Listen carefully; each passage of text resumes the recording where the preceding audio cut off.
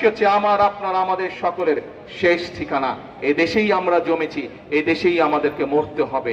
বিদেশে কোনো আমাদের ঠিকানা নেই, এই দেশই আমাদের ঠিকানা। যেহেতু এই দেশ ঠিকানা, সেজন্য এই দেশটিকে আমাদেরকেই গড়ে তুলতে হবে। এই দেশটিকে আমাদেরকেই ঠিক করতে হবে। কাদেরকে ঠিক করতে হবে? জনগণকে সাথে নিয়ে, সকলকে একসাথে নিয়ে আমরাই এই দেশকে ইনশাআল্লাহ গড়ে তুলবো। এই দেশকে, আমাদের সেই প্রত্যাশিত বাংলাদেশ আমরা গড়ে তুলবো।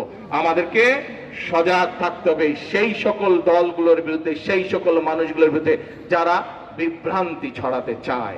কাজেই আজকে এই মৌলানা ভাসানীর মাজারের পাশে দাঁড়িয়ে যে মানুষটি সারা জীবন কৃষকের কথা বলে গিয়েছে, যে মানুষটি সারা জীবন খেটে খাওয়া মানুষের কথা বলে গেছে, আজকে সেই মানুষগুলোর স্বার্থ যাতে কেউ ব্যাঘাত ঘটাতে না পারে সেই জন্য আমরা সতর্ক থাকবো, সজাগ থাকবো।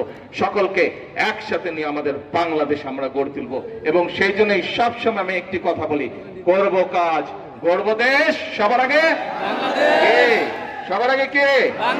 বাংলাদেশ। আসুন, বাংলাদেশ আপনার, বাংলাদেশ আপনাদের, বাংলাদেশ আমার, বাংলাদেশ আমাদের, বাংলাদেশ আমাদের সকলের। এই দেশ আমরা গড়ব, এই দেশকে সুন্দরভাবে আমরা সামনের দিকে এগিয়ে নিয়ে যাব। এটাই হোক আজকের এই জনসভা, এটাই হোক মৌলানা ভাসানীর মাজারের পাশে দাঁড়িয়ে আমাদের আজকের শপথ, আমাদের আজকের প্রতিজ্ঞা। ইনশাআল্লাহ অলরেডি স্টেডিয়ামটা আপসে আপ হবে, এমনি হবে ইনশাআল্লাহ। আজকে এই প্রতিজ্ঞা নিয়ে, এই শপথ করে আপনাদের কাছ থেকে বিদায় নিচ্ছি। ইনশাআল্লাহ আবার দেখা হবে। আল্লাহ হাফেজ। বাংলাদেশ জিন্দাবাদ, বাংলাদেশ জাতীয়তাবাদী দল জিন্দাবাদ। আসসালামু আলাইকুম।